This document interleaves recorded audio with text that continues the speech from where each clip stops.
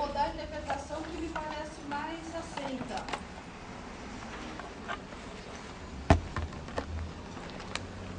Marco Antônio, você quer ler? Deixa eu ver, do 4 ao 8. Bem devagar, porque pode ser que eu dê uma interrompida, tá bom? Tu, porém, deita-te do lado esquerdo e carrega a culpa da casa de Israel.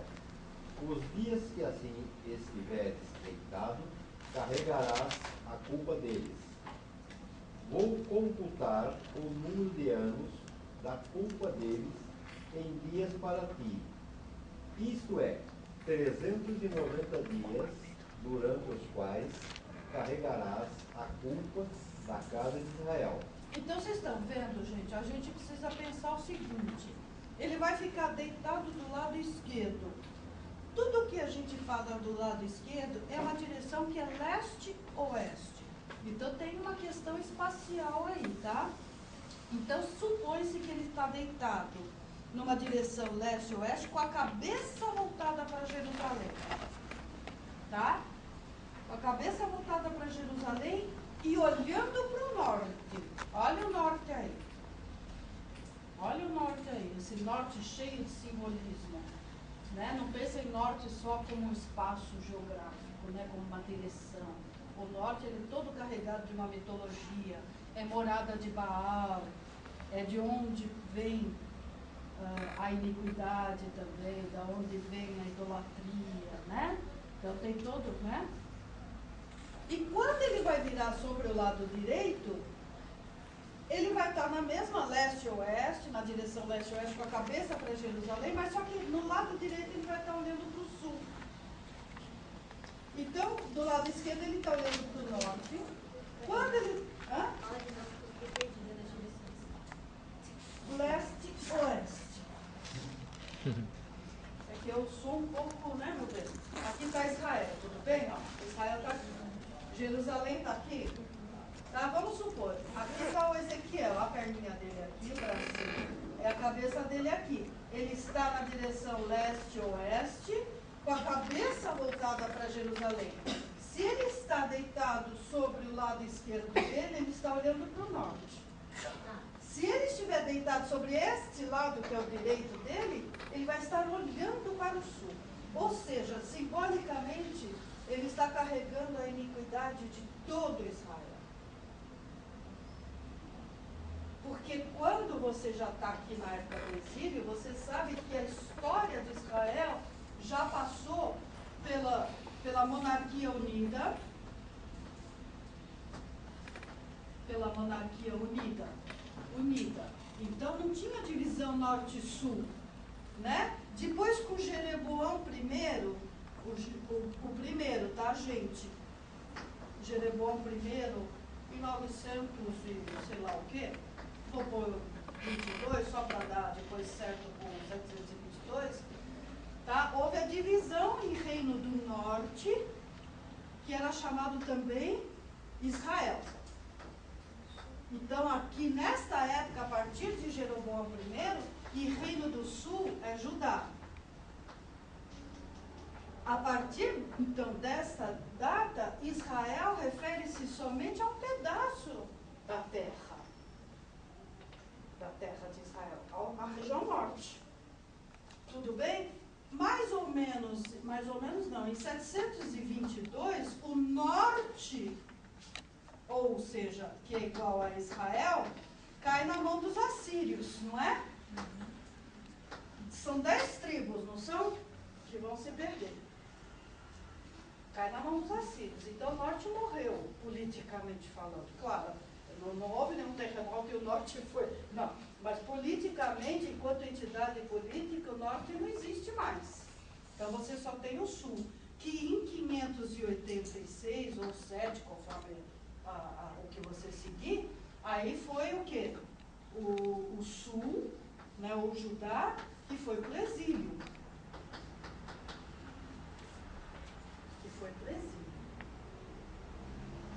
Tanto que, conforme os relatos, tanto de Samuel Reis e Crônicas, toda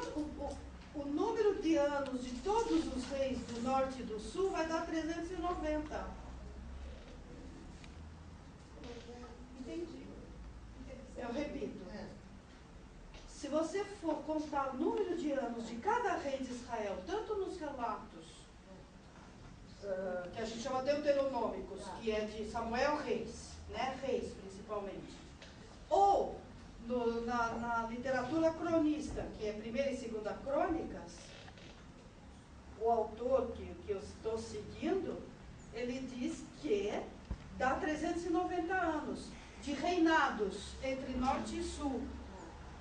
Por isso, este autor que eu estou seguindo e que eu achei extremamente lógico, diz que ele deitou-se 390 dias, praticamente um dia para cada ano de iniquidade do povo de Israel todo.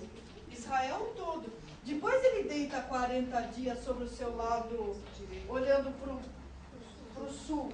Aí também você já tem como Ezequiel, vocês têm que prestar muita atenção, principalmente quem quiser estudar academicamente, uma relação muito forte com o Êxodo, com o livro de Êxodo e com o Deuteronômio. Ele é muito deuteronomista. Padre Micael não vem hoje? Na questão de descanso de Pascuela. Me ligaram perguntando o que era Pascuela. Uma amiga. Não, eu sabia, eu respondi, uma amiga armênia. Falou, eu vi Pascuela, o que é Pascuela? Essa semana, justamente entre um domingo de Páscoa até o próximo domingo. Entenderam? Então eu acabei já adiantando o que vem depois, né? Mas olha aqui, vamos ler de novo. Lê de novo, Marco Antônio, começa do 4 mesmo. Tu, porém, deita-te do lado esquerdo e carrega a culpa da casa de Israel. Tá vendo? Você vai se deitar, simbolicamente eu acredito.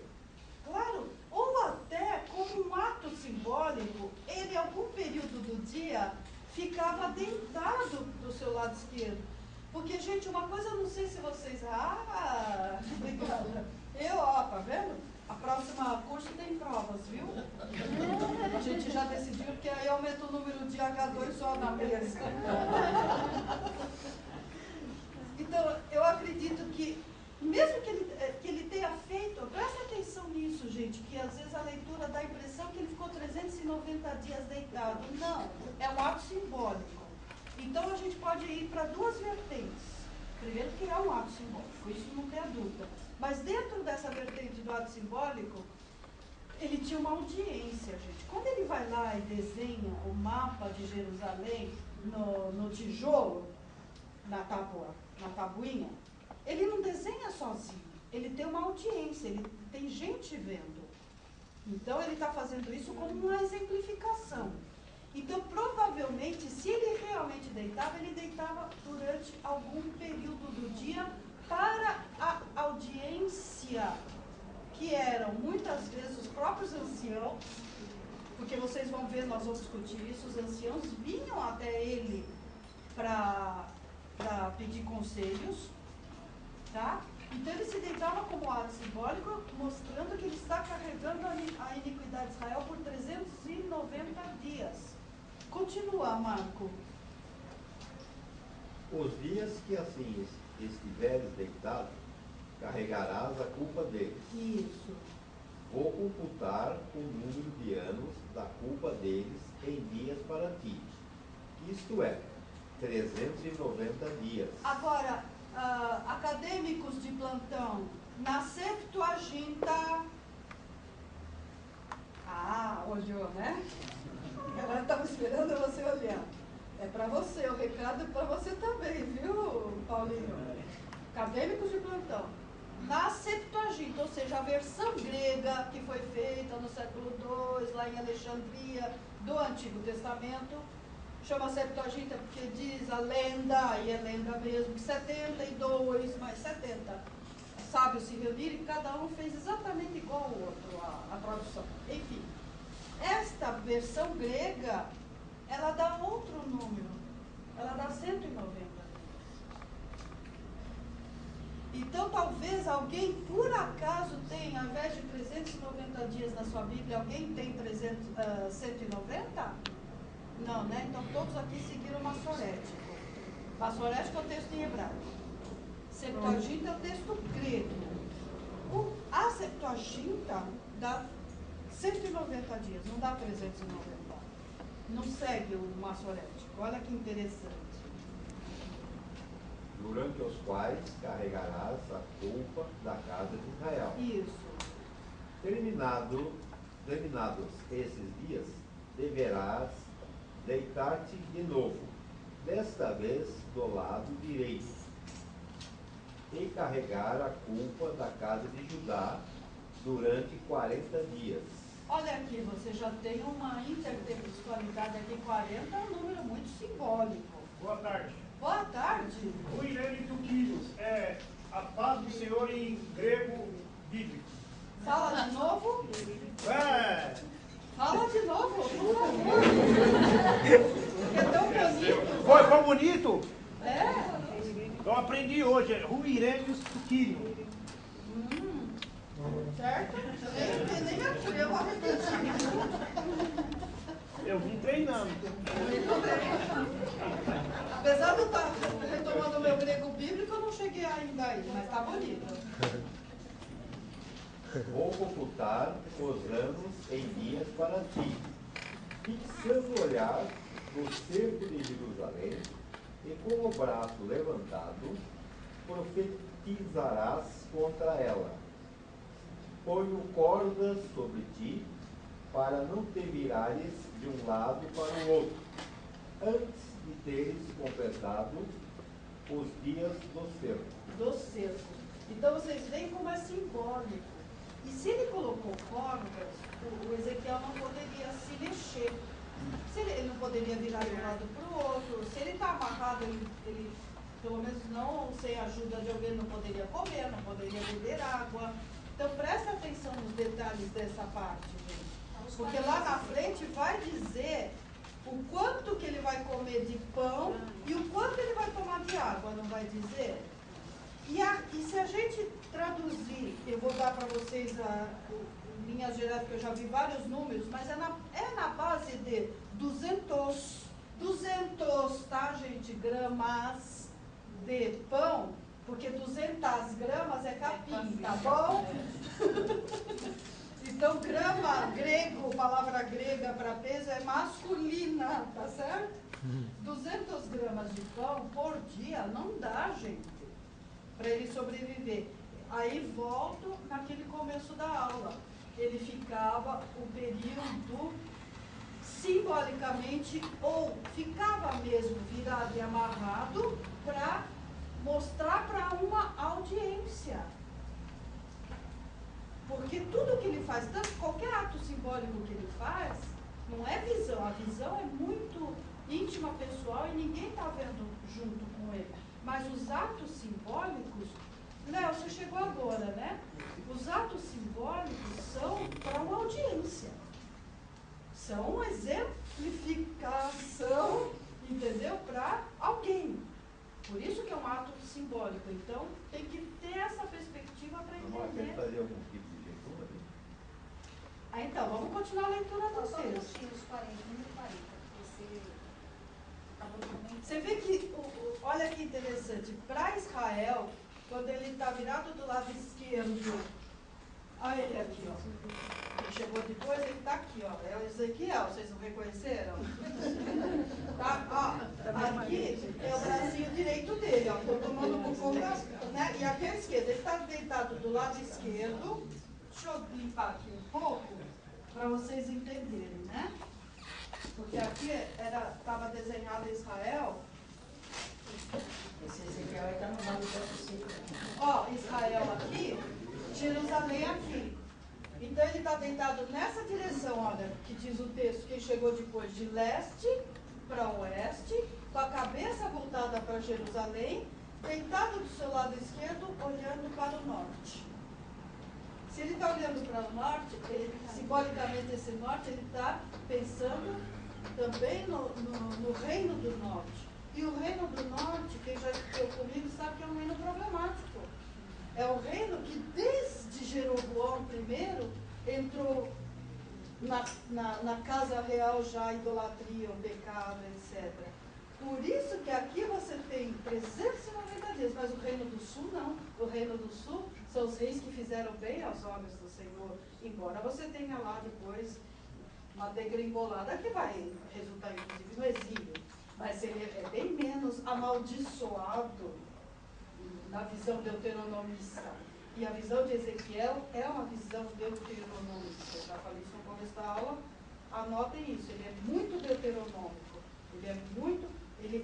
ele dialoga muito com as leis e com os costumes e com a moral deuteronômica, né? Então é menor, 40 dias. Você tem 40 dias no deserto, você tem, entendeu?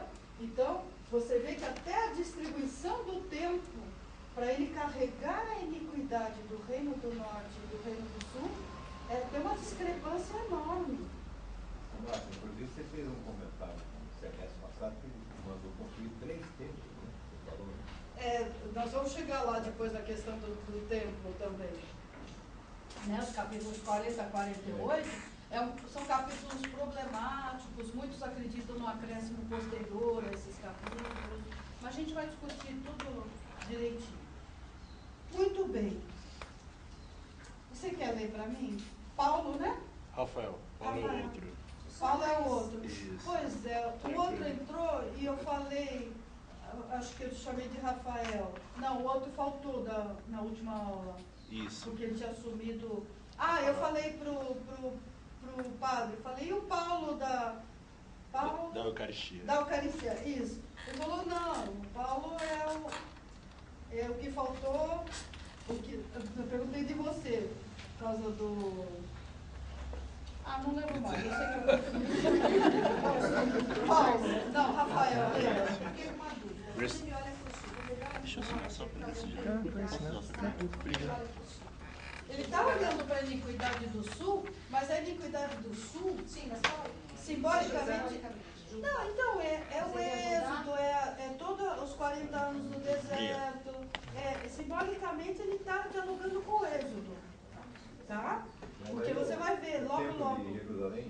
Isso vai ser esclarecido, inclusive, no capítulo 9. E você vai ver que vai ter. A partir do capítulo 8 a gente vai ver que vai ter uma divisão, né, simbólica do cabelo dele em 3 partes, mas vai ter um remanescente, não é? E nesse remanescente depois vai ter uma marca. Você também tem a questão da marca no capítulo 12 de Êxodo. Então tudo isso você tem que estar dialogando, essa intertextualidade. Então, Rafael, não poderia esquecer porque é o nome do meu filho do meio. 9. Versículo 9 do capítulo 4. Toma, pois, trigo, cevada, favas, lentilhas, painço e espelta. Põe-nos todos em uma mesma vasilha, e faze-te pães com eles, de acordo com o número de dias em que houveres de estar deitado sobre o teu lado, e os comerás durante os 390 dias. Ok. Então, ele vai comer esses 390 dias. Ele vai comer uma ração ínfima. Olha, ele vai comer uma ração que se supõe que 20... Aqui falou como? 20 ciclos por dia. Ciclos, tá. A minha tradução também é ciclos, né?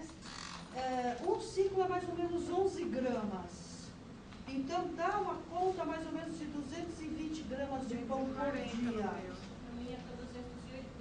Então, tem muita variação. Eu vi 200, eu vi 240, eu vi 220, tá? Mas é menos. Porque um ciclo é exatamente 11,4 gramas. Se você quiser ter uma medida mais, né? E a água é 1/6 de uma medida chamada RIM. H-I-M. RIM. Essa medida, um RIM, esse 1/6 vai dar 0,6 litros. Um pouquinho mais de meio litro. Isso daqui é meio litro, gente. Isso é meio litro. Menos de meio litro. Aí é que está o problema. Você está num país seco, num país... Então, a necessidade de água, porque o corpo perde, ele não sobreviveria com isso. De água. Hã? Então, litro de Não, é menos. É meio, não Tá é errado. meio. Tá? Alguns falam meio, mas na realidade é 600 ml. Se você quer precisões mais, tá? Olha que coisa. Só que aí é pura suposição, porque o texto não deixa muito claro isso. Supõe-se que ele tenha esta ração também simbolicamente como uma ação pedagógica. Então, aquela audiência que está vendo ele deitado do lado esquerdo por 390 dias, vê ele comendo ou bebendo somente essas porções. No momento em que ele não está preso e deitado, provavelmente os autores supõem que ele coma até mais. Dá um pulinho, Rafael, para os versículos 16 e 17 desse mesmo capítulo. Em seguida, disse-me: Filho do homem, eis que acabarei com a reserva do pão em Jerusalém. O povo comerá com angústia o pão minguado e beberá apavorado sua água medida. Com efeito, o pão e a água faltarão. Todos ficarão pasmados na presença uns dos outros e definharão em virtude de sua falta. Vocês estão vendo como esses dois versículos estão explicando a ação simbólica dele comer aquela ração ínfima de pão? Né? Então é uma coisa que... Porque... Só que ele está na Babilônia. E aqui, quem está falando com ele, né, o Deus está falando que é em Jerusalém. Então, quer dizer, há uma relação. Claro que há toda a relação, tudo isso, todas essas ações simbólicas estão se referindo a Israel e a Judá e a Jerusalém, né? E você vai ver no capítulo 8 que também aí é uma questão difícil da gente interpretar, ele vai ser transportado para Jerusalém. Tanto que tem gente que advoga que ele teria liberdade de ir e voltar, o que não é muito provável pela política da época, tá? Eu acho que é uma coisa mais mesmo simbólica ou visionária, né? Ele em visão, ele esteve lá, e porque você vê que tudo é Deus que conduz ele pelos recintos, e em cada recinto ele vai mostrar as abominações, né? Então tudo isso é uma ação simbólica para mostrar, inclusive, o castigo que virá na Paula. Não se esqueça que daqui a pouco vai ter o cerco real de Jerusalém. Lá pelo capítulo 27 e 28, alguém vem gritando, dizer, caiu a cidade. Então, isso é profecia, isto é linguagem simbólica já prevendo, ou, como alguns querem dizer, mesmo que pós-acontecimento, mas se relacionando sim com a questão de Jerusalém, tá? Olha que interessante, né? Durante os 390 dias, o Ezequiel deveria alimentar-se com essa dieta rigorosa, né? Israel e Judá também deverão viver com rações de fome e a dieta deverá ser impura. Vamos continuar, Rafael, porque agora vem uma parte... Dá continuidade ou falta coisa? Não. Volta onde você fala. No 10. O que comer? O 10? A tua comida, isso. A porção que deverás comer cada dia terá o peso de 20 ciclos. Toma lá asa em várias porções por dia. Mede também a água que deves beber, isto é, beberás 1/6 de um rim de tempo em tempo. Olha, rim, gente, H-I-M. Se na Bíblia de vocês estiver com N, é uma besteira. Tá com porque N. a palavra hebraica é com M. Tá com N De na Maria, tá? Continua. Este alimento tu o comerás sob a forma de pães de cevada, assados à vista deles com excrementos humanos secos. Olha que coisa forte. Vamos tentar entender essa passagem. Primeira coisa a discutir. Eu queria que vocês fossem... Edu, vai em Levítico 19:19.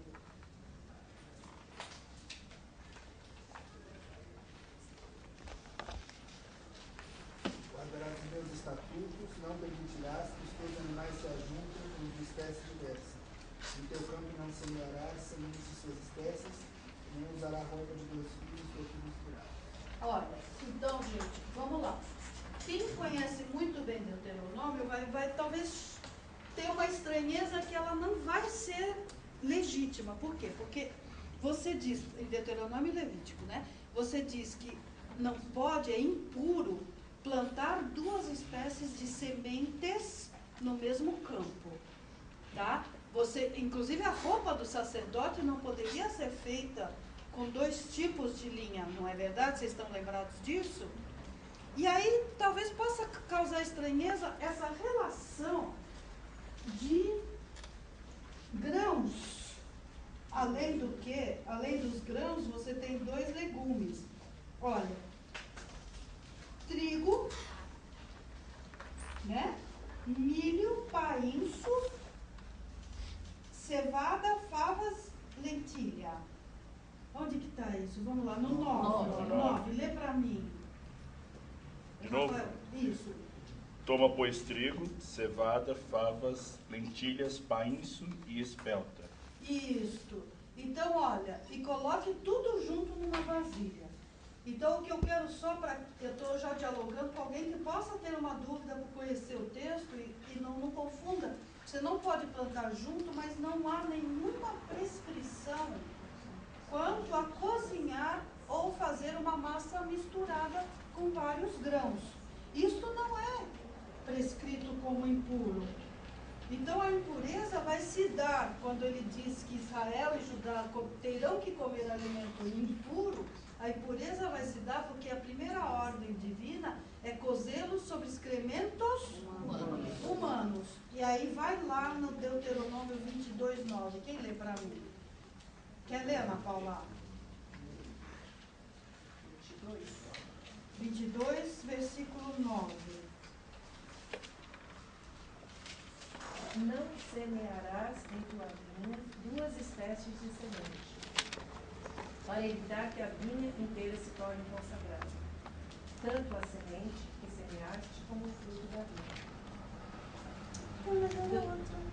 Deuteronômio 22, não? Não, você leu certo, eu que não dei errado. Bom, gente, vocês têm nas prescrições... Não semearás dois tipos de semente. Não, mas é a questão do excremento humano.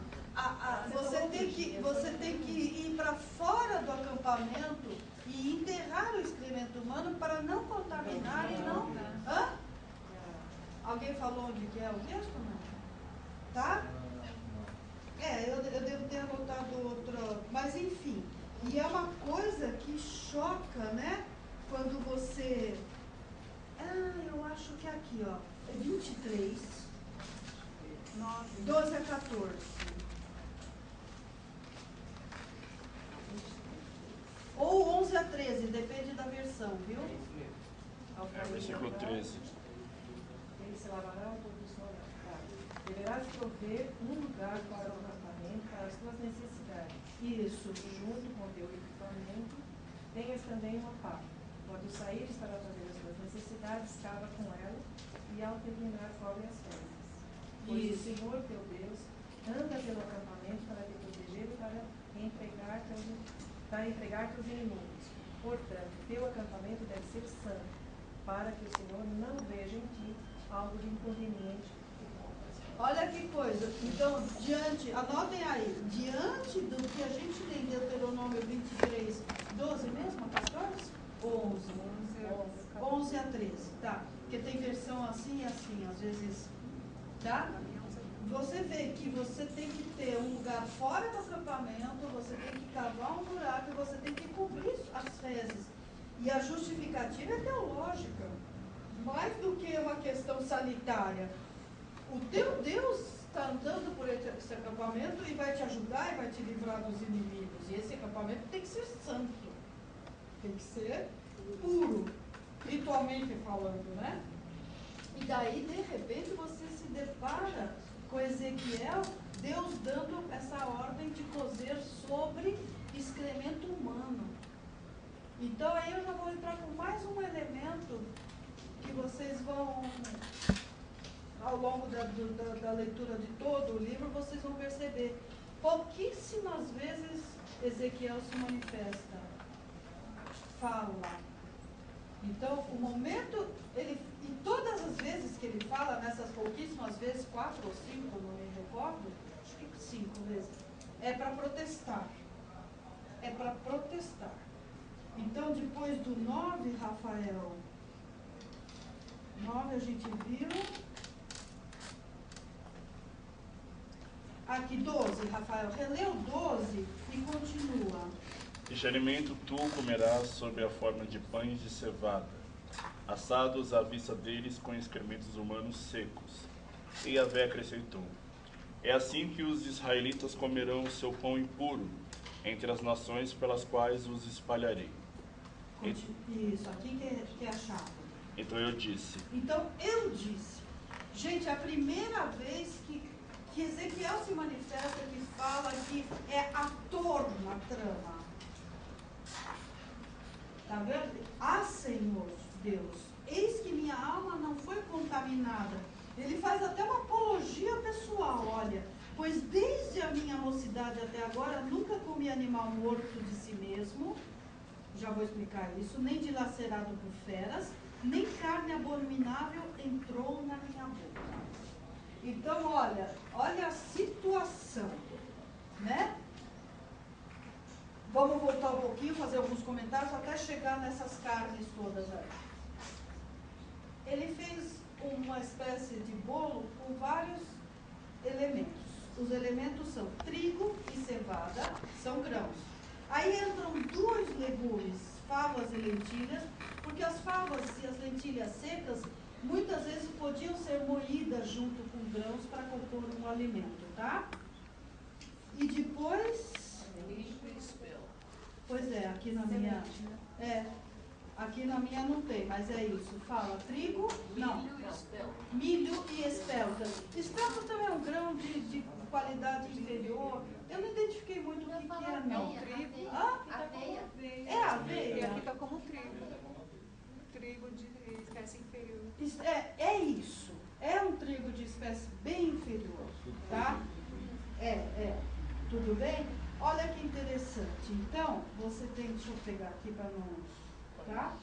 Se vocês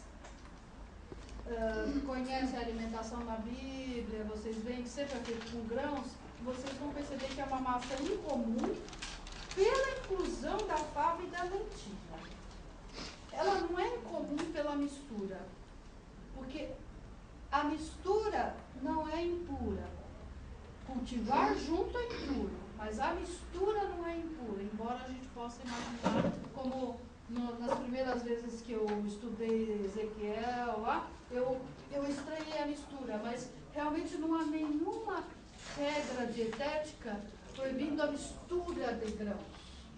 Há somente a regra de proibir o cultivo junto, né? Muito bem.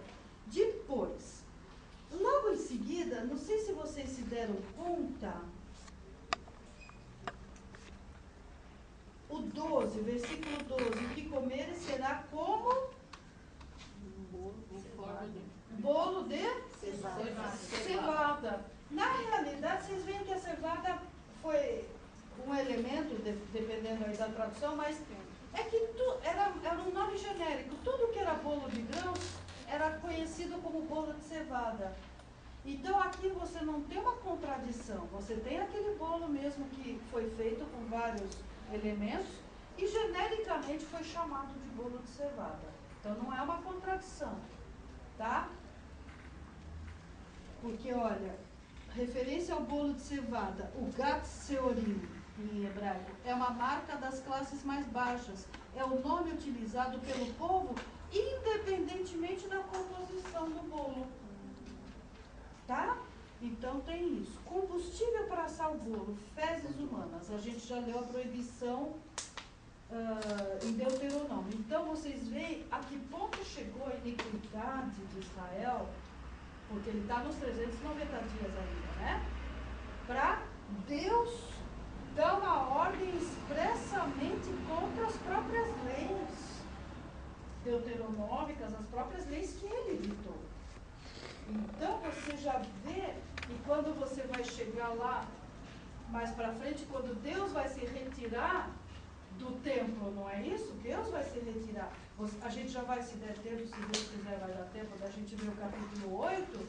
Você já percebe que há uma ausência, ou já uma mensagem de ausência de Deus. Então, até esses mandamentos já está mostrando que Deus já está meio que jogando a toalha, digamos. Tá? Esse povo de dura cerviz, eu fiz de tudo, ele virou a cara para mim, então vocês vão comer bolo cozido nas fezes humanas. Vamos ver a continuação. É a primeira vez das poucas que Ezequiel reage com uma apologia pessoal. Ah, Senhor Deus, eis que minha alma não foi contaminada, pois desde a minha mocidade até agora nunca comi animal morto de si mesmo.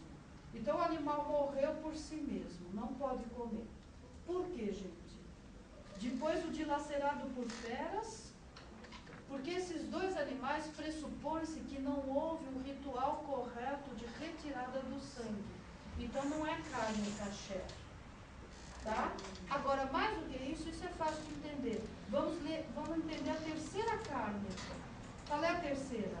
Nem carne Avariada. Hã? Nem carne avariada. Avariada, outra palavra? Abominável, impura, tá? Entrou na minha boca. Que carne é esta? Vamos lá, a referência para vocês entenderem. Léo, você está com a Bíblia? Não. Lê para mim Levítico 7:18. Esta é a carne abominável, impura. Vamos ver por que ela é. Alguns traduzem como contaminada, alguns textos.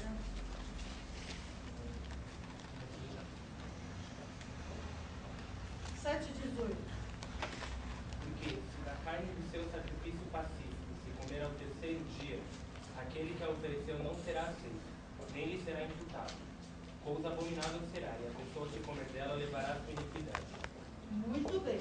Então vamos prestar atenção, gente. Eu tenho uma carne que eu fiz todos os rituais corretos e eu ofereci em sacrifício. Continua com o texto, Léo.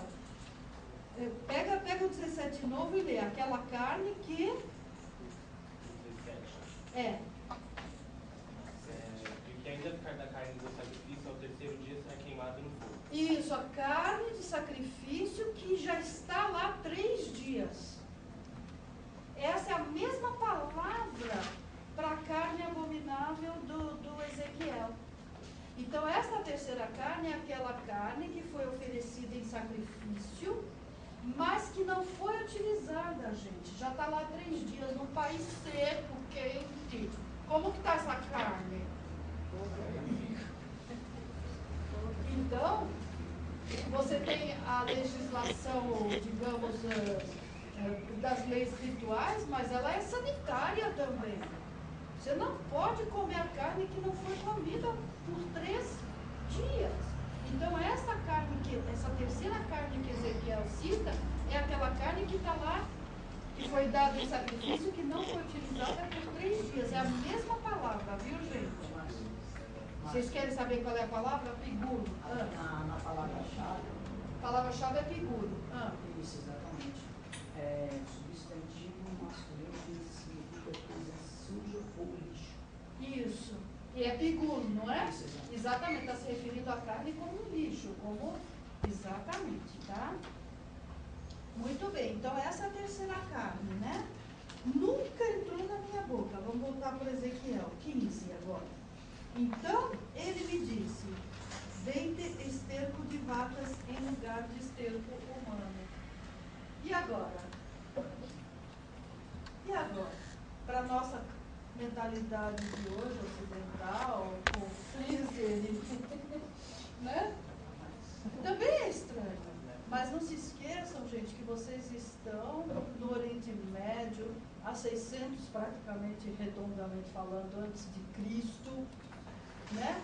Você não tem fogão a gás, nem micro-ondas, você tem outros tipos de combustível. Mas ainda é usado, né? Muito usado. Claro, muito usado você vê em aldeias interior, né? Porque, por exemplo, eu morei no interior, tá, o que eu achava estranhíssimo já era usar esterco de boi como adubo.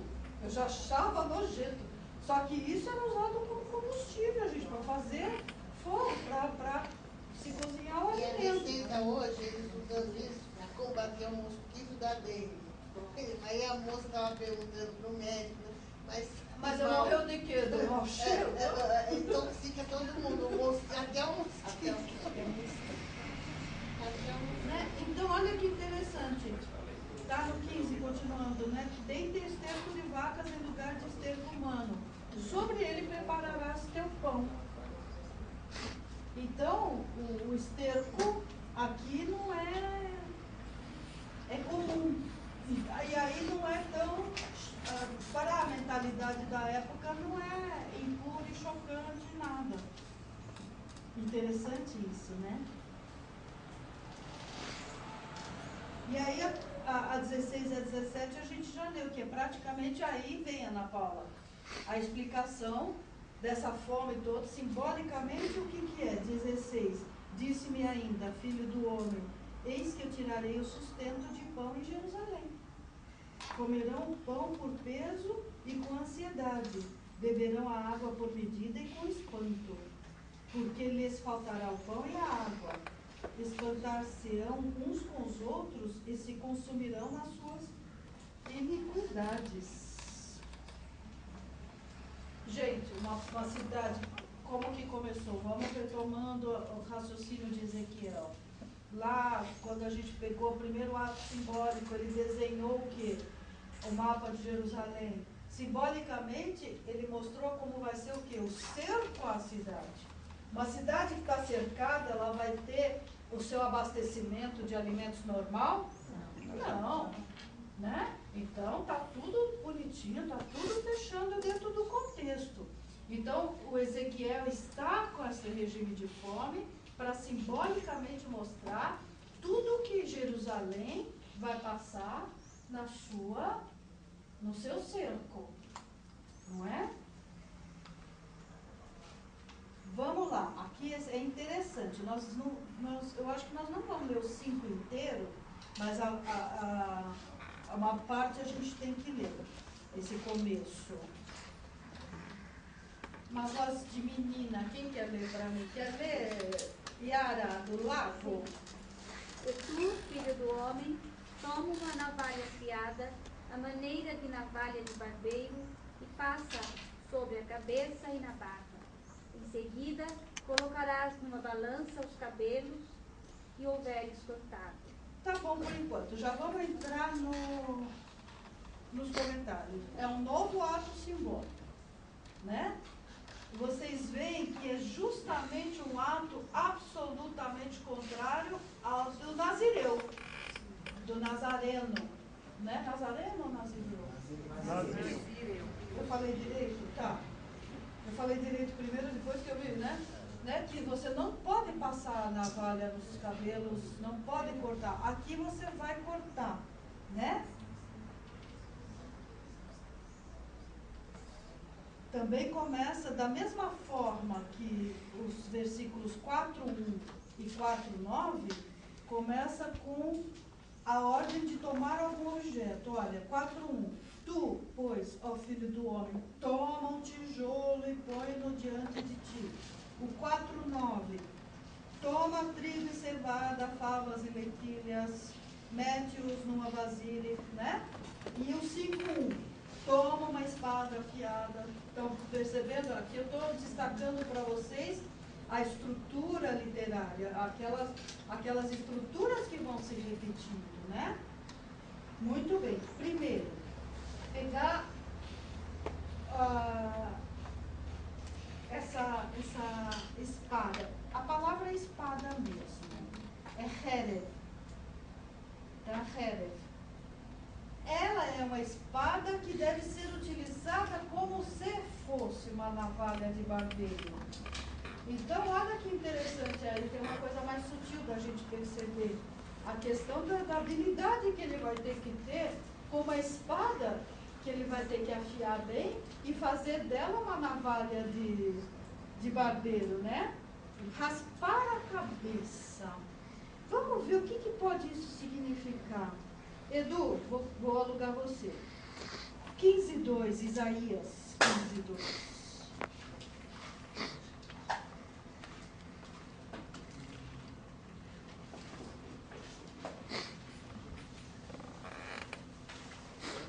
Pode, bem, por favor. Sobe-se ao templo e há de bom os altos para chorar. Nos montes de Nebo e Medeba lamenta Moabe. Todas as cabeças se tornam calvas, toda a barba é rapada. Então, olha, eu acho que vocês não ouviram, né? Não. Você não quer ler mais uma vez que nem um pastor? Você está sem voz? Não, vamos lá. Sobe-se ao templo e há de bom aos altos para chorar.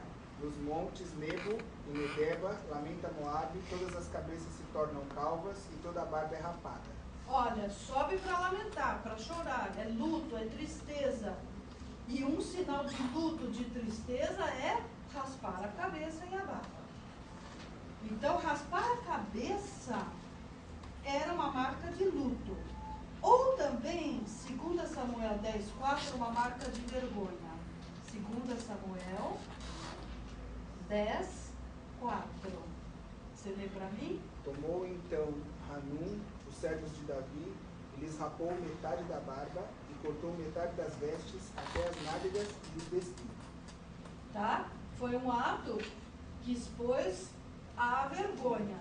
E ainda cortou metade. nem inteira cortou. Tá? Colocar os cabelos na balança é uma coisa que não se vê muito no atestado no Antigo Testamento, a não ser numa passagem. Vocês podem anotar e conferir depois, tá? Em 2 Samuel 14:26, você tem essa questão de colocar os cabelos na balança para uma precisão de divisão bem meticulosa, né? Vamos continuar a leitura. Yara, do 2 em diante. Queimarás 1/3 no meio da cidade, logo que tiver decorrido o tempo do assédio. Tomarás outro terço e o cortarás com a espada em derredor da cidade. O último terço dispersá-lo-ás ao vento e sacarei da espada contra eles. Olha que interessante.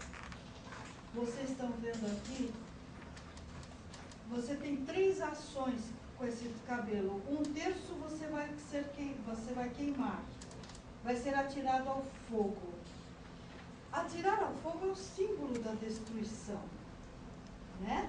Símbolo da destruição de Jerusalém, né? Simbolicamente, né? E você vai queimar no meio da cidade. Que cidade? Simbolicamente, nós não estamos falando de Jerusalém? Isso. Quando se cumprirem os dias do cerco. Então, aqui a profecia no sentido ainda realmente de que virá, porque o cerco de Jerusalém ainda não veio. Então, você está vendo que ele já está falando do cerco, mas ainda não aconteceu aquele último cerco em que a cidade vai ser destruída e vai acontecer o grande exílio, né, da Babilônia. A outra terça parte você vai cortar, você vai picar. Ferirás com uma espada ao redor da cidade. Olha que interessante, a palavra é ferir. Ferir como símbolo da morte violenta daqueles que ficaram ou tentaram escapar do cerco. É uma das interpretações, tá, gente? Eu não estou dando a última palavra, como nunca eu dou. Porque em questão de Bíblia, né, Edu, quem disser que tem a última palavra, você se afasta dele, tá? E espalhar ao vento não precisa nem dizer, é claro, como que vai ser o exílio, vai ser a dispersão do próprio povo, né? E aí vem uma primeira pessoa forte, olha que interessante. E eu desembainharei a espada atrás deles. Vocês repararam como está está sempre falando, você faça isso, você faça aquilo, e nesse momento é o próprio Deus que diz, eu. Nas versões tem que ter esse eu. Na minha não tem. Nessa que eu peguei para hoje, né? Que é a Almeida. Né?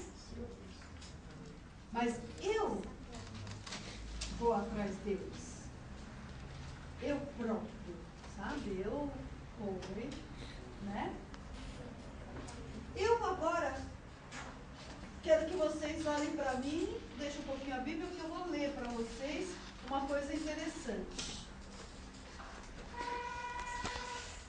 Alguém tem na Bíblia de vocês, a cidade de Ugarit é onde hoje seria, deixa eu ver, na Síria. Deixa eu ver se tem aqui uma mais que mostra mais fácil.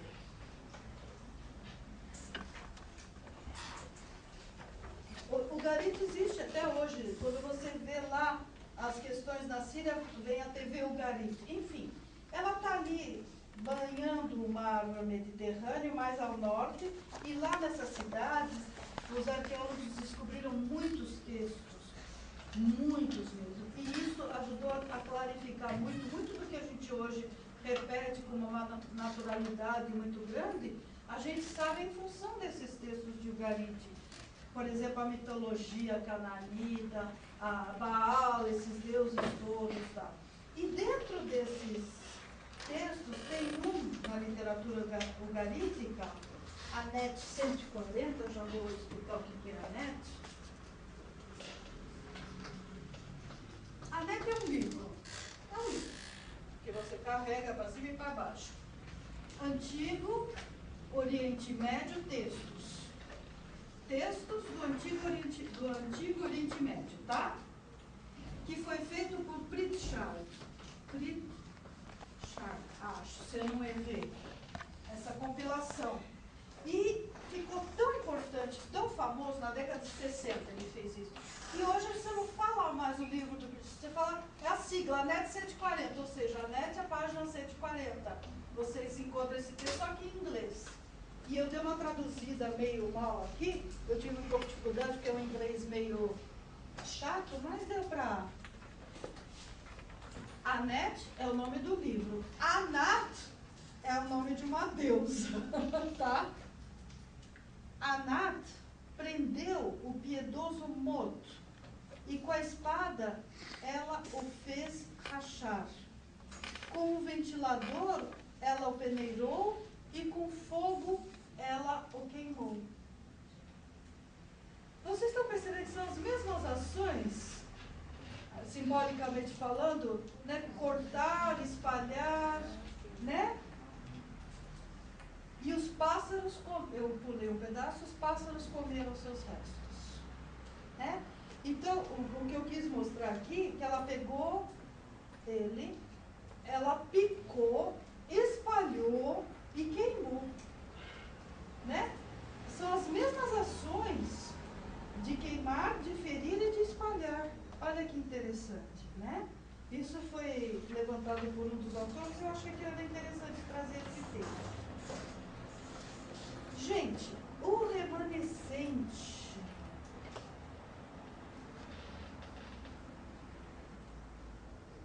Eu quero pegar. Você sabe que eu me perdi aqui? Nós estamos no 5, né? Muito bem, uma terça parte ferirás. Desta 3. Ah, tá aqui, 3. Ai, gente, eu tô cansada. Olha, tá aqui, versículo 3, eu não tô achando. Desta terça parte tomarás uns poucos e os atarás nas abas da tua veste. Olha que interessante. Um remanescente deve ser guardado amarrado na roupa. Que expressão! Claro que é o cabelo, o remanescente do cabelo, né? Mas mesmo simbolicamente, é uma proteção. Então, eu pensei um pouco na questão que eu vou discutir com vocês. Esse remanescente, embora não... eu não tenha verificado se é a mesma palavra, né? Esse remanescente, com a teologia do resto. Presta atenção quem nunca ouviu de mim isso. Vocês vão ver lá para frente que você tem nos profetas uma teologia de um resto. É um grupo seleto, pequeno, que dará, que sobreviverá, não só no sentido de vida, de que não vai morrer, mas sobreviverá e manterá as leis e os costumes.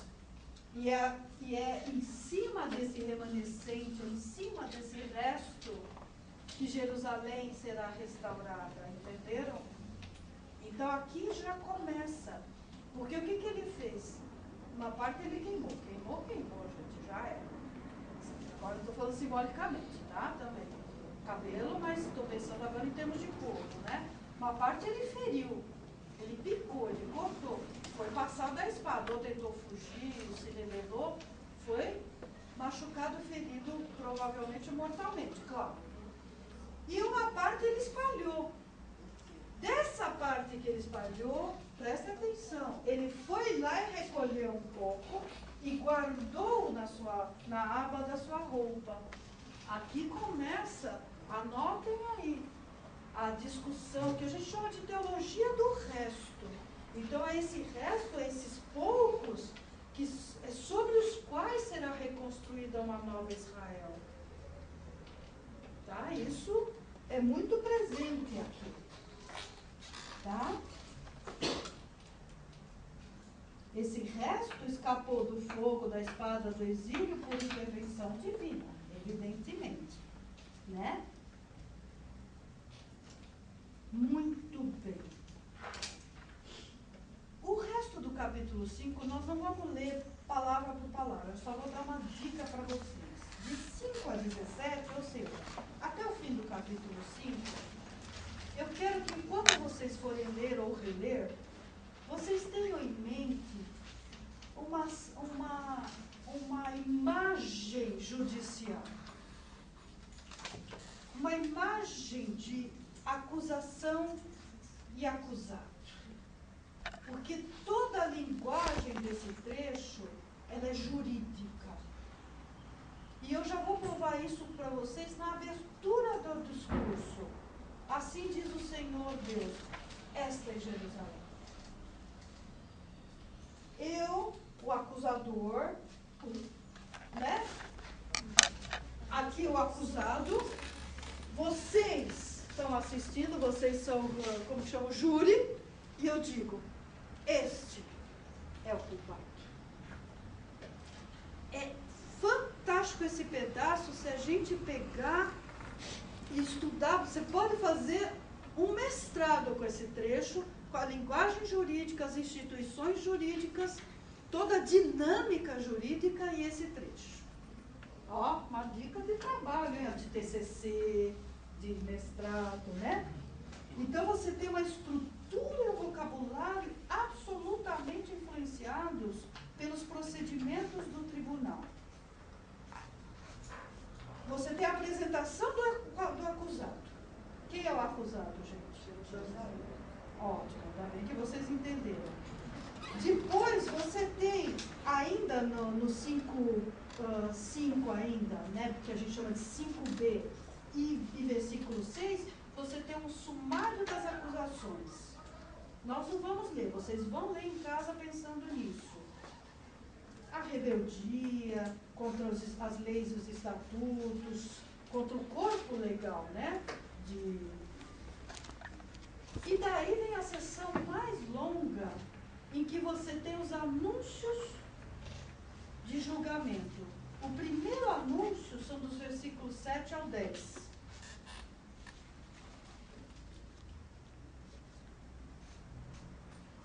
É mais curto.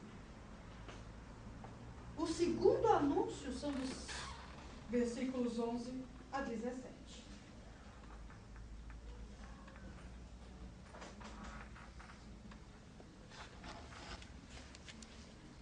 Eu pus anúncio porque em cada anúncio primeiro como o segundo, presta atenção, olhem para mim antes de escrever a besteira. É verdade. Em cada um deles você tem a sessão de acusação inicial e a sentença. Em cada um deles. Em cada anúncio, por isso que eu pus anúncio, que é um termo mais neutro. Em cada um deles, vamos sentir isso no primeiro anúncio, pelo menos para vocês não ficarem. Pegue lá o versículo 7. Portanto, eu vou ler para vocês. Assim diz o Senhor Deus, pois sois mais rebeldes do que as nações que estão ao vosso redor. Está vendo?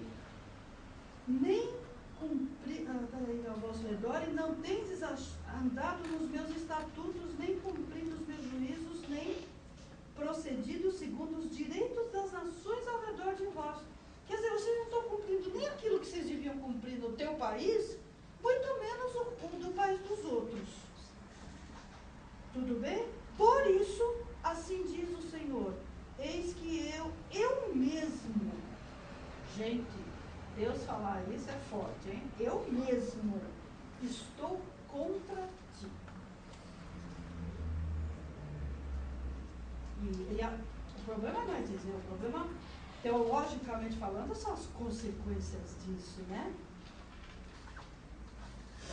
E executarei juízos no meio de ti à vista das nações. Tá. Agora, dentro ainda desse primeiro anúncio, que é de 7 a 10, você tem uma segunda acusação. Não precisa escrever, só percebe que o texto fala por si. Farei contigo o que nunca fiz, o que jamais farei, por causa de todas as suas abominações. Portanto, os pais devorarão a seus filhos no meio de ti, e os filhos devorarão seus pais. Executarei ti juízos, e tudo que restar de ti espalharei a todos os ventos. Gente, nós estamos falando aqui simbolicamente, mas se a gente for fazer uma leitura talvez mais concreta, você tem aqui uma coisa, um canibalismo, hein? É complicado isso. Canibalismo era uma consequência frequente de um cerco demorado. Aqui é a observação da Bíblia, tá? Moisés havia advertido que essa atrocidade ocorreria se a nação deixasse de obedecer. Então vocês vão achar isso, essa advertência de Moisés, em Deuteronômio 28, os capítulos 53 a 57. Tá? Então vocês perceberam, gente, 10, né? Agora aí, no 11 vai entrar o segundo anúncio. Portanto, tão certo como eu vivo, diz o Senhor, pois que profanaste meu santuário, a acusação, né? Com todas as tuas coisas detestáveis e com todas as suas abominações, eu retirarei sem piedade os olhos de ti. Então, gente, vocês vão começar a perceber o discurso do afastamento de Deus. Deus está, e vocês vai chegar no ponto lá, depois do capítulo 8, 9, o 10 que eu pedi para vocês lerem em casa, vocês têm Deus se retira do templo, Deus se retira do meio do povo. Tá? Então vocês veem como ele já está preparando isso, ele já está aqui nesses anúncios de julgamento, dos versículos 7 ao 17, né? Você já tem isso. Você já tem esse prenúncio, tá?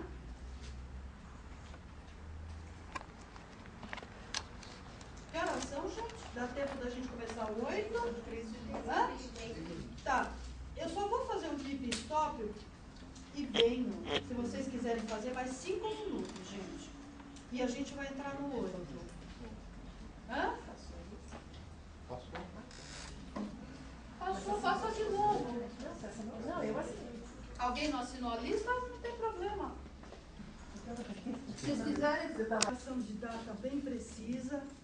É um capítulo que tem a segunda visão. Ele é um capítulo muito importante, é um capítulo muito chave para você entender o resto. Porque até o capítulo 24,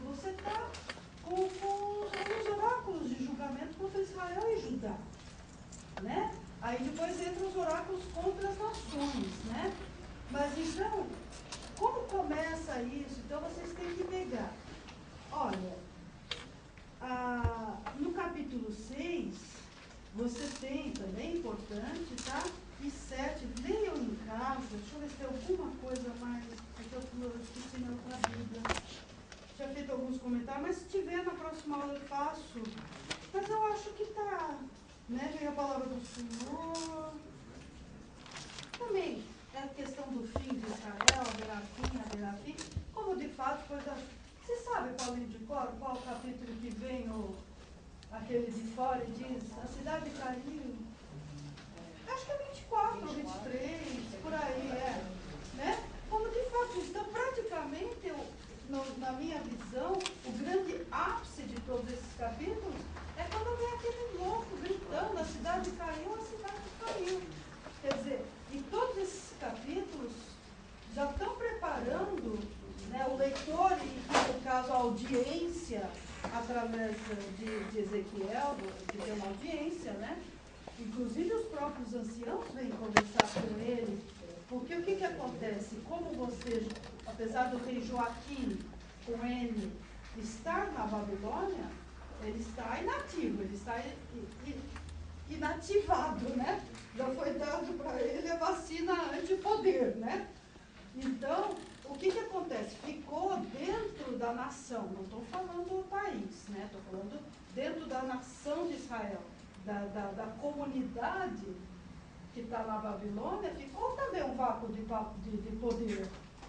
E daí logo, em seguida, digamos assim, você volta a ter uma certa presença, e isso é atestado pelo texto, dos anciãos, né? Então os anciãos vão, eles perguntam, eles estão como que agindo mesmo como os anciãos da época pré-estatal. Estou falando, vocês estão entendendo o que eu estou dizendo? Os anciãos eram o poder antes de existir rei, tudo bem, gente? Quando veio o Estado, quando veio o reinado, né, o rei, os anciãos perderam seu espaço político e religioso, tudo bem? Tá. Então, em casa, vocês complementem, porque eu quero que vocês terminem o curso tendo lido pelo menos o livro todo. Que eu acho que é o mínimo, né? Não eu, tá, gente? Não é a minha pessoa, mas é um privilégio vocês terem um semestre de um profeta só. Quem faz teologia sabe o que eu estou dizendo. Você tem 2 semanas de Ezequiel na faculdade de teologia, se tiver. Você entendeu?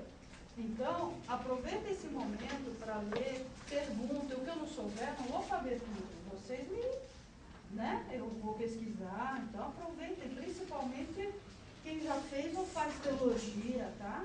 Para ter uma leitura mais profunda. Então, olha, aqui começa um capítulo muito interessante. Vamos lá. Tita, quer começar a ler para mim o 1 e o 2? Não, 1 só, por enquanto. Sucedeu, pois, no 6º ano, no mês 6º, no 5º dia do mês, estando eu assentado na minha casa, e os anciões de Judá assentados diante de mim, que ali a mão do Senhor Deus caiu sobre mim. Olha, que interessante. Vocês já, quem leu, e nós lemos com bastante, quase palavra a palavra, a primeira visão dele. Então você vê que ele estava onde, gente? Olha que interessante a informação. Ele estava na casa dele. Isso. Então, ele tinha um lugar. Isso é importante. E quem que ia lá na casa dele? Os anciãos. Isso é importante, tá vendo? Né? Sentados diante dele. Então mostra que os anciãos estavam diante dele, não ele diante dos anciãos. E na casa dele. E na casa dele. Território dele. Tá? E nesse momento, provavelmente, ele não estava virado do lado esquerdo e amarrado. E é por isso que eu digo que igreja ou é somente simbólico, ou é um ato simbólico no sentido de que em algum momento do dia ele ficava como um recado para a audiência dele. Estão entendendo agora por que eu disse aquilo? Muito bem. Quanto tempo depois foi isso da primeira visão? Não vou encher o saco de vocês, eu já vou falar. 14 meses. Olha que interessante, porque ele é tão preciso nas suas notações cronológicas, é o livro que mais dá segurança para nós, homens terráqueos modernos, achar que com alguma segurança a gente está datando as profecias de Ezequiel. Se a gente for seguir o calendário atual e fazendo como fizeram os rabinos a equivalência, foi exatamente no dia 18 de setembro de 592 que ele teve essa segunda visão.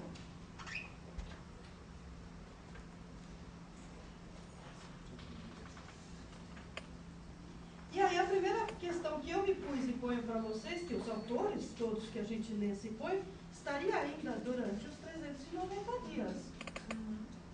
Portanto, ele não estava imobilizado o tempo todo.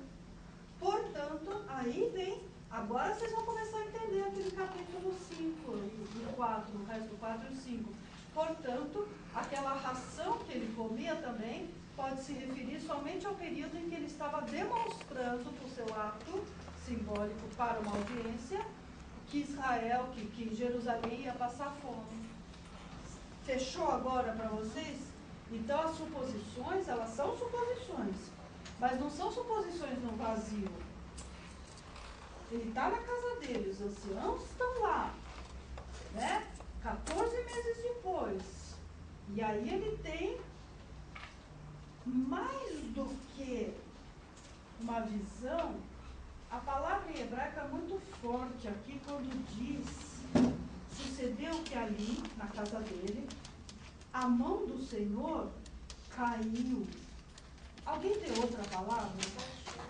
Baixou pousou é completamente fora. A palavra em hebraico, gente, é de uma violência, mas não é uma violência de violência. Professora é tão inteligente. Não é que Deus é violento, mas é forte, é uma ação tão forte. É uma ação de uma aspas, violência, mas uma violência moral. É uma ação que impactante. Pronto, achei a palavra. Tá? Qual seria essa palavra? Impactante? Caiu. Olha, aqui caiu. Eu tinha achado uma outra palavra. Abateu. Hã? Abateu. Se abateu, É. se abateu. Se abateu sobre mim. É, eu acho que essa tá boa, Luciano. Se abateu sobre mim. Mas pensar em abateu como uma coisa repentina e forte. Não, coitada, deixa eu ver. Eu ia fazer assim com você. Ia parar aqui, ó. Né? No Strong fala nocauteou. Olha, tá ótimo, viu? Simbolicamente tá ótimo a palavra, assim, metaforicamente. É um nocaute mesmo, gente, gostei. Derrubaram ao chão. É. Olha a palavra em hebraico. Hã?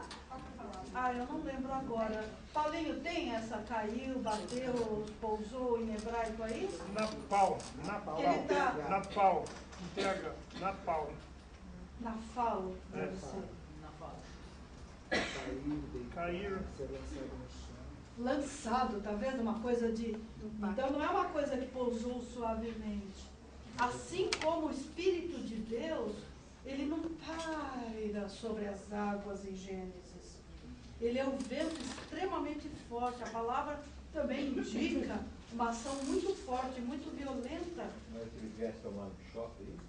Aqui, nocaute, eu acho que é a melhor palavra que o Strong definiu ali.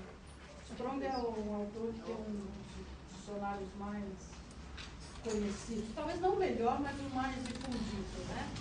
Para hebraico bíblico. Né? Então você vê, a gente parou aqui um pouco, porque só esse primeiro outro versículo tem, né, o tempo, logo depois da primeira, a presença dos anciãos, e que nem Yehudá, né? Então, eu adiantei para vocês uma conclusão de que os anciãos frequentavam a casa deles. Agora eu vou dar para vocês o subsídio para isso. No mesmo Ezequiel, Eduardo, no mesmo Ezequiel 14, 1 a 3, lê para nós.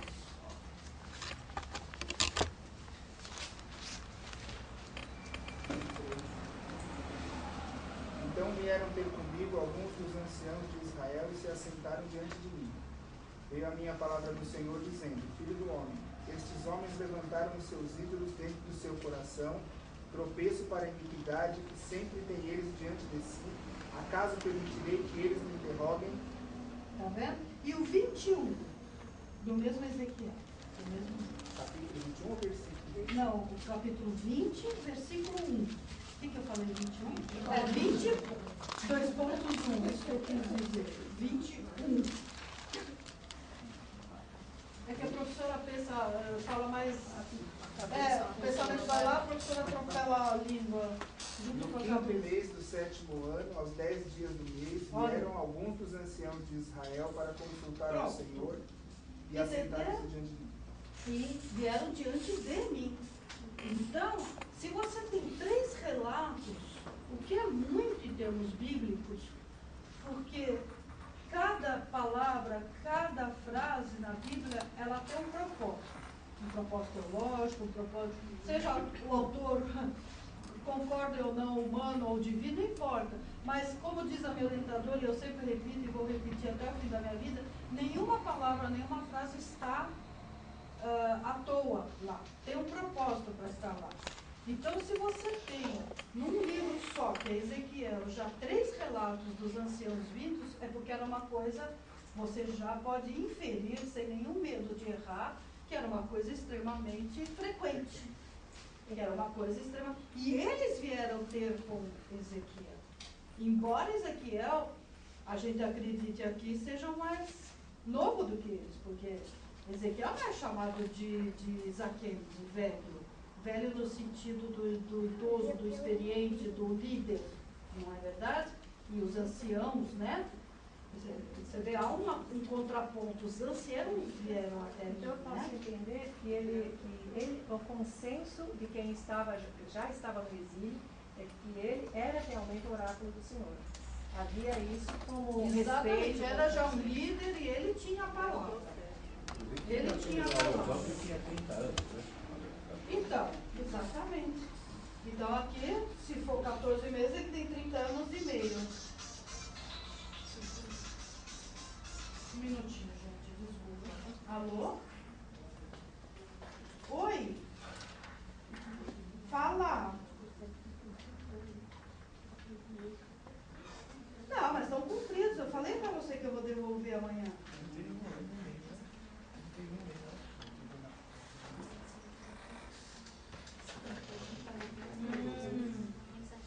Entendi. Vou. Mas eu prometi pra você que eu levava amanhã. É meu chefe, viu, gente? Do tribunal. Vou. Tá bom, tchau. Imagina, você pode ligar sempre. A Márcia não, mas você pode. Claro, por isso que eu te avisei. Pensei que você tivesse entendido. Não, tá bom, tchau. Eu fiz uns mandatos urgentes, que é intimação de procurador, mas eu entendi que a urgência era para intimar. Eu intimei, dentro do prazo. E ele quer os mandatos. Me traz amanhã, tá bom? Tá vendo? Aqui eu sou soberana. Quando ele fala só, pianinho. E é isso mesmo, Ana Paula. Ele é uma autoridade. Ele é uma autoridade reconhecida. Reconhecida. O profeta é tão reconhecido. Ele era reconhecido no exílio. Assim como agora vai começar, né, a visão, vai começar uma coisa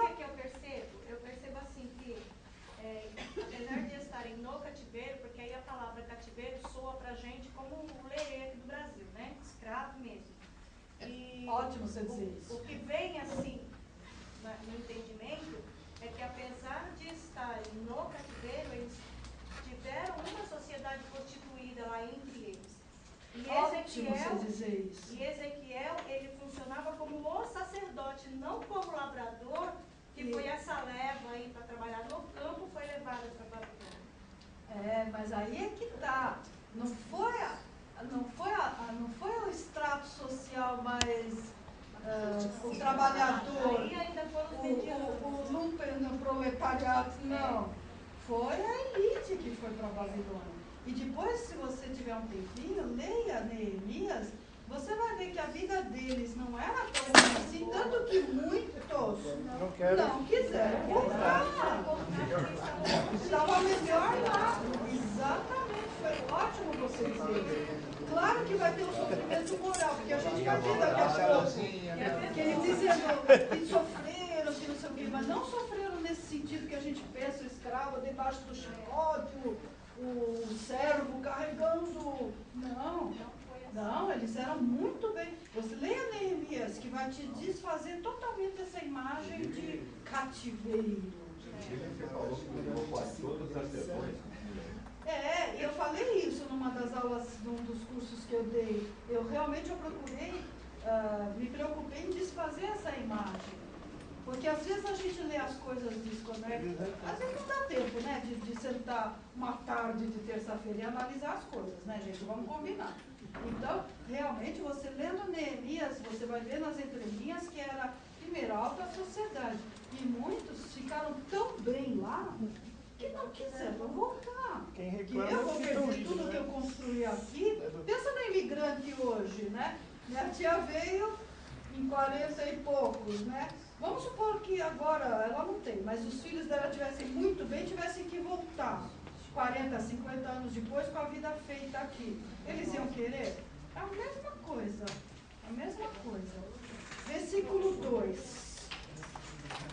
Quem lê para mim? Vai, gente, que minha garganta já está doendo. Paulinho, que está falando demais. Versículo 2 do capítulo 8.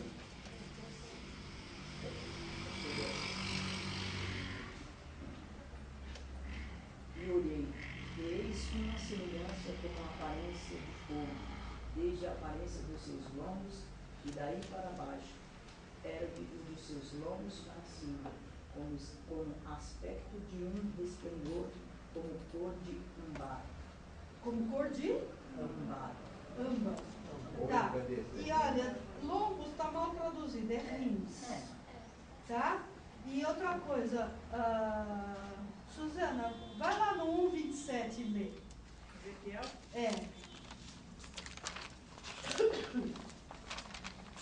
Vi em volta dele uma coisa como brilho faiscante, parecendo fogo, bem junto dele, daquilo que parecia ser a cintura para cima e também para baixo. Havia algo brilhante como fogo em toda a volta. Está vendo que? Então você está vendo aí a semelhança nesse início de visão, né? Então você vê, tá? Aqui eu achei engraçado, um dos autores que eu consultei, eu anotei porque eu achei, aparece uma figura humanoide, luminosa. É isso mesmo, porque você não pode dizer que é um ser humano, né? É uma figura humanoide, enfim. Vamos continuar. 3, Paulinho. Estendeu ela. Estendeu a forma de uma mão e me tomou pelos cabelos da minha cabeça. Olha, ele não disse que estendeu uma mão, estendeu, aqui também está bom. Dali uma semelhança de mão. O seu Rafael, o que é? É Jerusalém? Que parecia ser a forma de uma mão. Parecia ser, é importante isso na tradução, porque parecia. Você vê o cuidado do autor de dizer que não era uma mão. Parecia uma forma de uma mão, me tomou pelos cabelos, pelos cachos, né? Continua, Paulinho, aí o Espírito... E o Espírito me levantou entre a terra e o céu, e me trouxe a Jerusalém em visões, e deu-os até a entrada da porta do pátio e olha para o norte, onde estava colocada a imagem dos ciúmes, que provocava ciúmes em Deus. A palavra ciúmes é um pouco complicada para a nossa cultura, né? Mas ciúmes, gente, quando vocês pensarem na palavra, é difícil de traduzir realmente, né? O Deus, esqueci a palavra em hebraico, mas enfim, é aquele que quer a exclusividade, tá?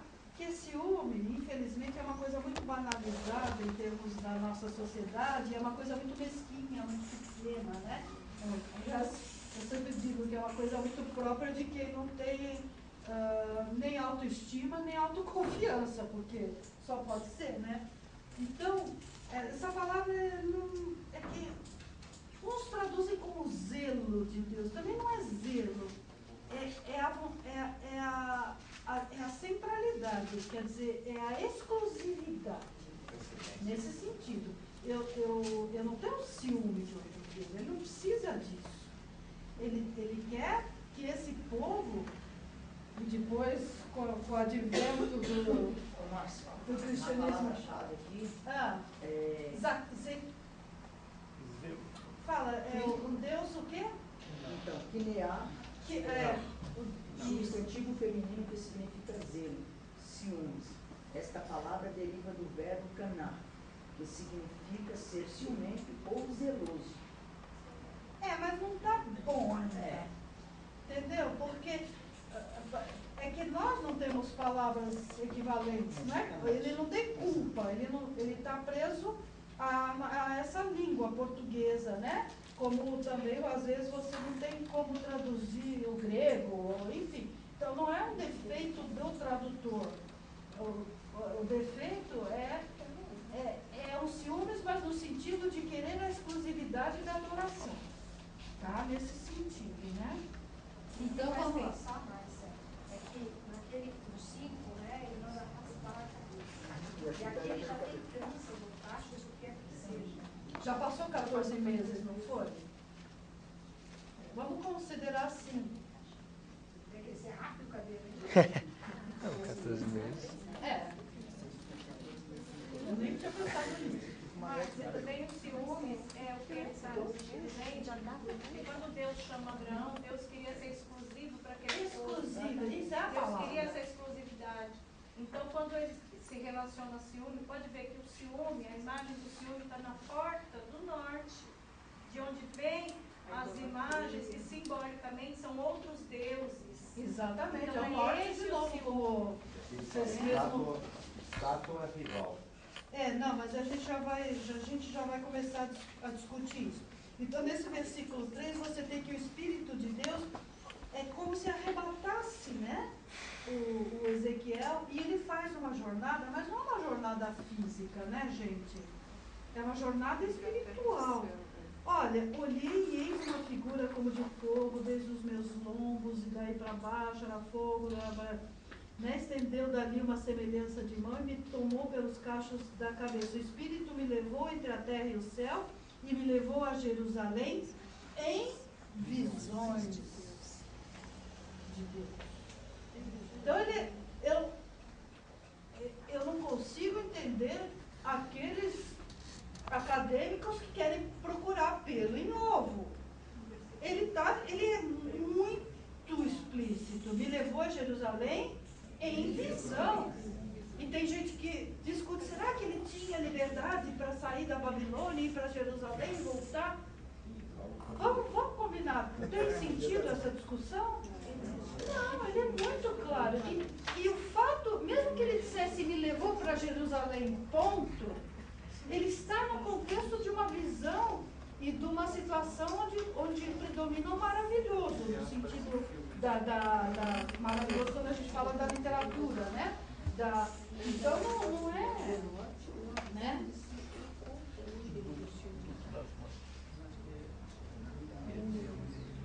Você também tem relatos de outro profeta que foi carregado pelo Espírito, que é Elias, em 1 Reis 18:12, né? Essa eu li. Agora, 2 Reis 2, de 1 a 12, Mas vocês anotem aí e vão reler, tá? Segunda Reis. 2, de 1 a 12. Primeira Reis é... Primeira Reis é 18, 12. Nossa, o que tem aí? Elias, Segunda Reis. Sendo carregado. sendo carregado Dois, de 1 a pelo 12. Espírito, tá? Segundo Reis, 2, de 1 a 12. Tá? Vamos parar um pouquinho nessa discussão de imagem. A palavra imagem, vamos esquecer por enquanto os ciúmes. Porque a gente discutiu muito ciúmes, mas a palavra-chave aqui é a imagem. E a palavra usada, lê para mim, Edu, em Deuteronômio 4,16.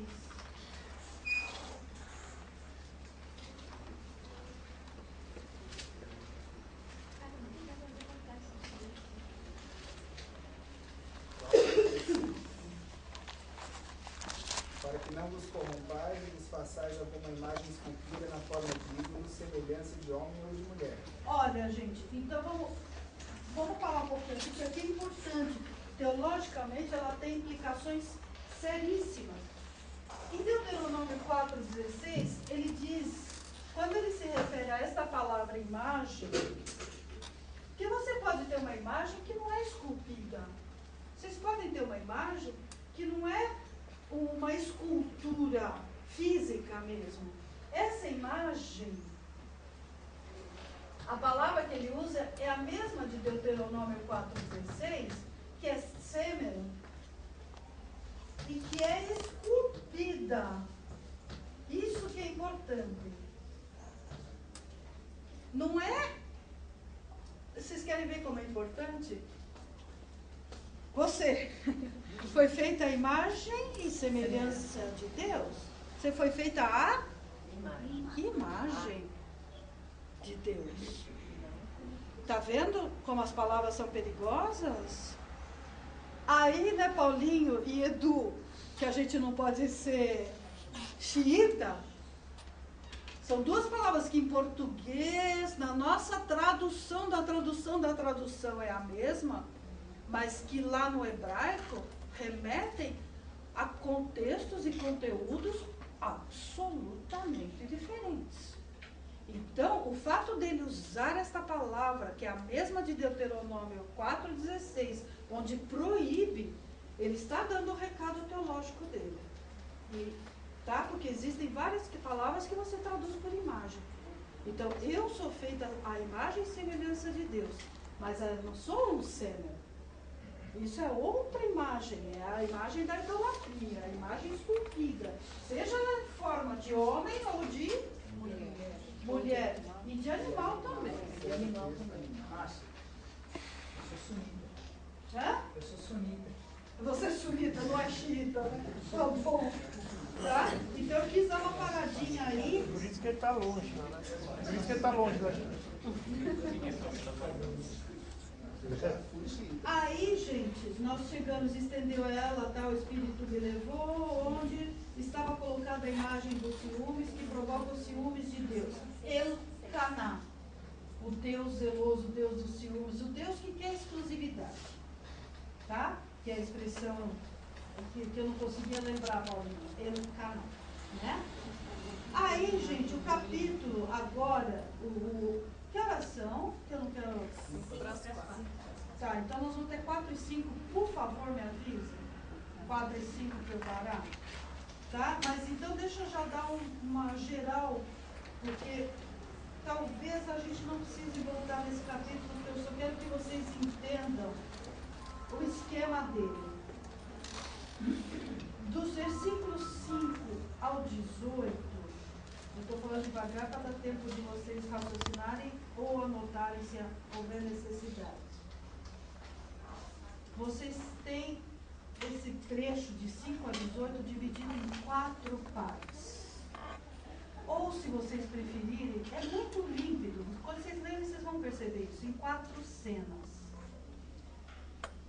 Vocês vão ver que em cada uma dessas partes ou cenas, Deus, alguns discutem se é Deus, mas para mim é límpido que é Deus está conduzindo Ezequiel em visão por 4 cômodos, por 4 lugares dentro do templo. Tudo bem? A primeira cena são os versículos 5 e 6. Então, olha, 5, ele me disse, filho do homem, levanta agora os olhos para o... Olha o norte. Levantei os olhos para lá e eis que do lado norte, à porta do altar, estava esta imagem dos ciúmes à entrada. Então, já na entrada, você já tem uma imagem esculpida que é expressamente proibida por Deuteronômio 4:16. Então, olha o diálogo o diálogo subliminar aí, né? O 6, disse-me ainda, filho do homem, vês o que eles estão fazendo? As grandes abominações que a casa de Israel faz aqui, para que me afaste, afastamento, é a palavra-chave, eu acho que de todo o Ezequiel, mas principalmente dos capítulos 1 a 24, né? Do meu santuário, você está achando que isso é pouco? Você vai ver coisa pior.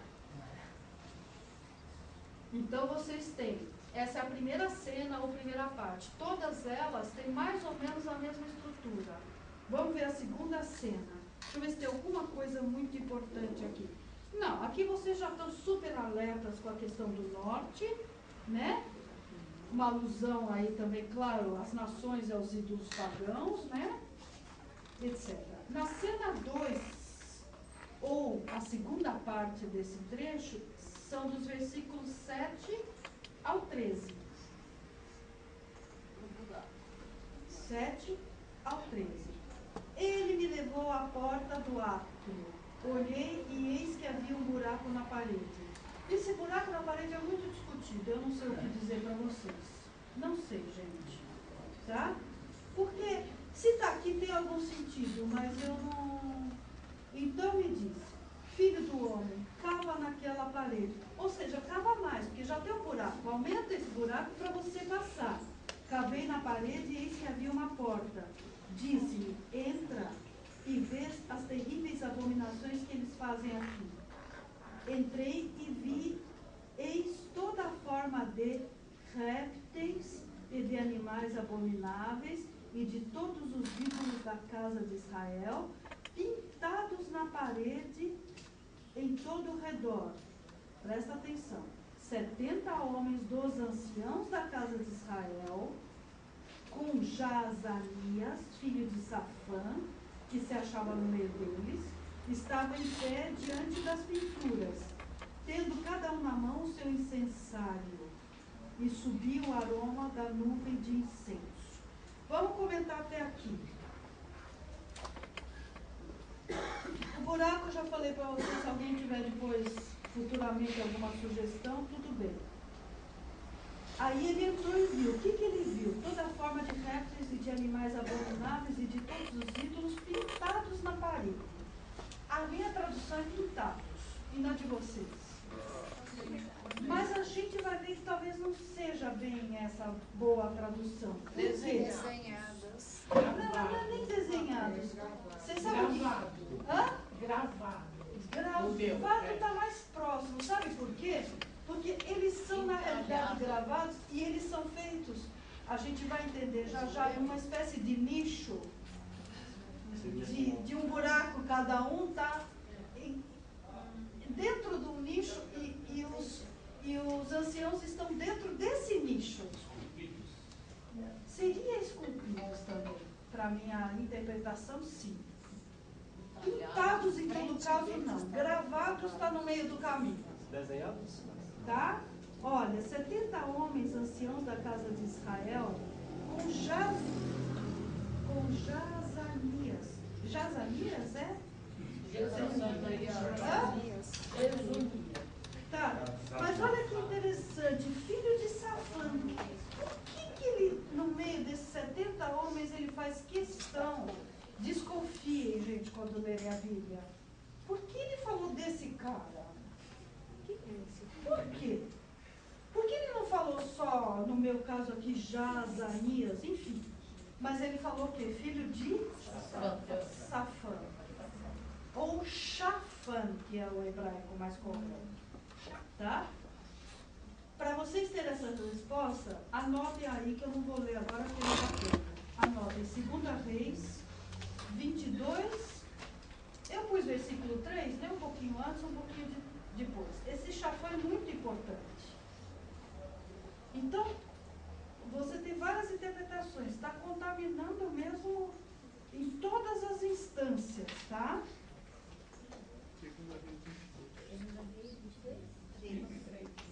3.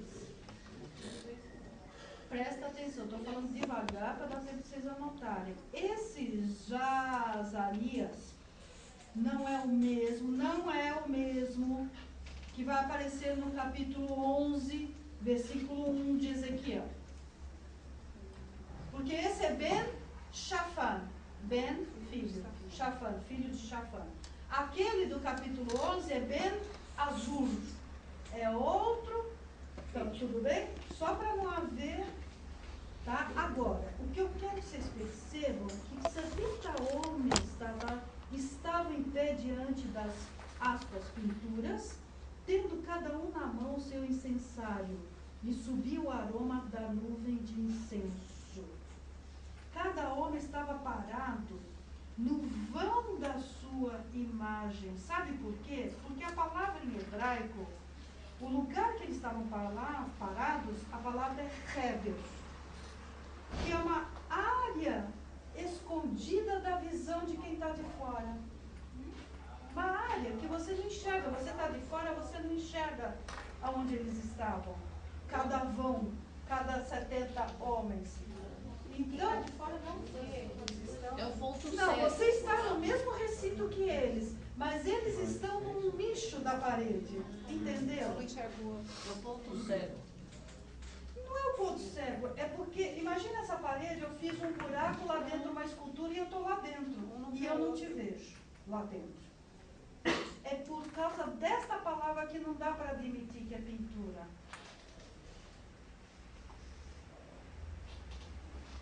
Né? Tendo cada mão seu incensário. Tudo bem. Incenso é uma coisa que a gente sabe que em todo o Oriente Médio Antigo se acreditava, né, que agrada aos deuses, o aroma, tudo, né? Qual é a palavra em hebraico, professor? Para quê, meu bem? Para esse vão? Heber. Isso. Eu não escrevi em hebraico, eu escrevi em português mesmo, porque é a maior parte da classe. Como esse é o H forte, eu ponho pequeno Heber. Aí depois, quem tem acesso ao hebraico, até pesquisa e se houver alguma informação a mais ou alguma correção, né?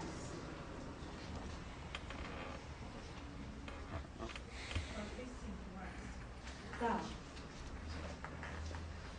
Olha, o 12, tudo bem, o 12, porque tem mais uma coisa importante para dizer aqui. Viste, filho do homem, que os anciãos da casa de Israel fazem nas trevas, cada um nas suas câmaras. Aqui o Heber já virou câmara. Olha que interessante, tá vendo? Pintadas de imagens, pois dizem, o Senhor não nos vê. O Senhor não nos vê. Vamos combinar só? Vamos comentar só isso e já parar. Olha que interessante. Deus não nos vê por causa da escuridão? Ou porque Deus está se afastando? Porque Deus não nos protege mais? Né?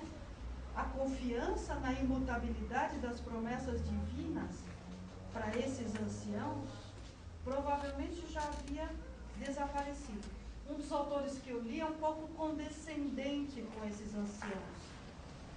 Ele interpreta assim: esses anciãos chegaram num ponto tão grande de desespero que eles falaram, vamos tentar com todo mundo, porque alguém tem que dar certo. Porque eles já tinham perdido totalmente a confiança em Deus.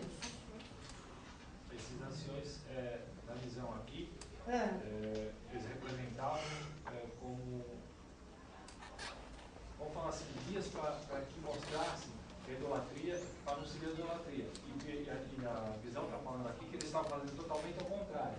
Eu sou mais por essa visão, mas eu quis falar porque eu achei muito interessante, embora eu não concorde, não deixa de ser interessante, essa visão meio que de vitimizar os anciãos. Então, eu nunca tinha visto na essa representação interpretação. deles, se eles fizessem isso em oculto, Deus não viria o que eles faziam, mas na visão deles. Não que Deus não visse. Claro. Mas no pensamento deles, vão fazer isso em oculto. Não tem aquele salmo, onde eu for, tu está lá, se eu for, lá está, se for, não é? Então, a gente sabe que, né? Eles têm essa consciência de que Deus é onipresente e onisciente. Eles estavam assim, cego guiando cego. Eles estavam para fazer algo e estavam fazendo ao contrário para que eles foram levantados. Gente, eu acho que já deu para vocês começarem a pegar o esquema do capítulo 8. Então, olha, o terceiro cena é dos versículos 14 e 15, onde as mulheres choram Tamuz, que é o Adoni, meu senhor, que virou Adonis grego. Tá? E a última cena e a última parte deste capítulo 18 é o culto aos astros, nos versículos 16 a 18. A gente pode parar aí, dar uma comentada na última aula, nessas últimas duas aspas, cenas da visão deles, mas eu acho que eu já sensibilizei vocês para alguns detalhes e para ver também que, agora, do ponto de vista literário, você tem um padrão de repetição em cada uma das cenas da visão. Deus chama, entra num recinto, vê a abominação, vai para outro, mas essa você acha que é pouco? Vem uma pior, vem uma pior, vem uma pior. Então, literariamente falando, nós temos a mesma estrutura. Estão descansados. A palavra regra, de fato, diz respeito a um lugar íntimo, a um quarto. Então é por isso que não dá para admitir, não esqueça o hebraico bíblico que vai ficar, hein? Por isso que não dá para admitir que é pintado. Pela essa cadência, é como se ele estivesse de fora para dentro do